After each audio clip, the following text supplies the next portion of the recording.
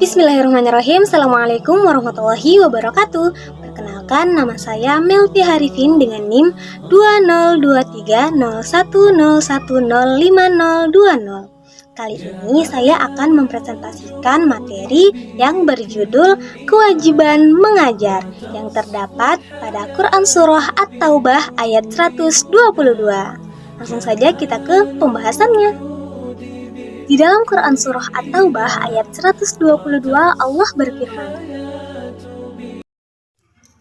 A'udzu billahi minasy syaithanir rajim. Bismillahirrahmanirrahim. Wa ma kana al-mu'minuna liyanfiru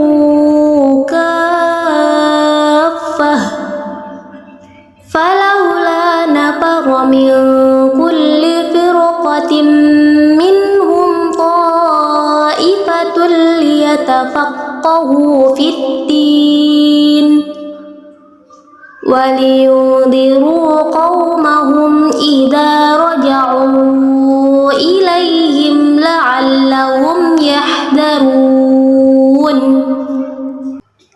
Dan tidak sepatutnya orang-orang mukmin itu semuanya pergi ke medan perang.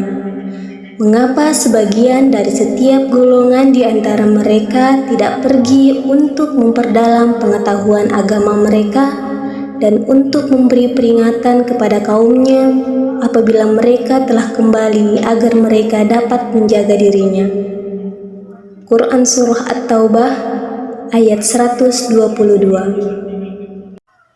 Quran Surah At-Taubah ayat 122 menjelaskan bahwa setiap orang mukmin tidak harus semuanya pergi berjihad ke medan perang, tetapi sebagiannya harus tetap mempelajari ilmu agama, kemudian mengajarkannya kepada masyarakat. Ayat ini menunjukkan bahwa menuntut ilmu tidak cukup hanya untuk diri sendiri, tetapi juga harus disebarkan kepada orang lain agar mereka memahami kebenaran dan terhindar dari kesesatan. Teman-teman, tahu tidak bahwa mengajar itu termasuk salah satu bentuk jihad?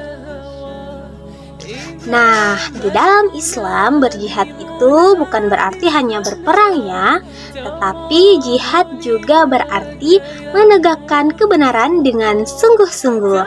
Oleh karena itu, mengajar dan menuntut ilmu termasuk salah satu jihad yang paling mulia.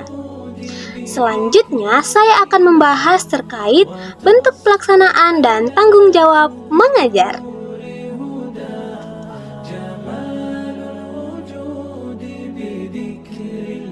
Bentuk pelaksanaan dan tanggung jawab mengajar. Mengajar tidak hanya dilakukan di sekolah ataupun di madrasah. Mengajar dapat dilakukan di mana saja dan kepada siapa saja yang membutuhkan ilmu. Bentuk pelaksanaannya meliputi: yang pertama, menyampaikan ilmu pengetahuan. Yang kedua, memberikan nasihat dan bimbingan. Yang ketiga, meluruskan kesalahan atau pemahaman yang keliru. Dan yang keempat, menjadi teladan melalui perbuatan. Agar pengajaran diterima oleh Allah Subhanahu wa Ta'ala, seorang pengajar harus memenuhi beberapa syarat, yaitu: yang pertama, tentu ikhlas karena Allah Subhanahu wa Ta'ala.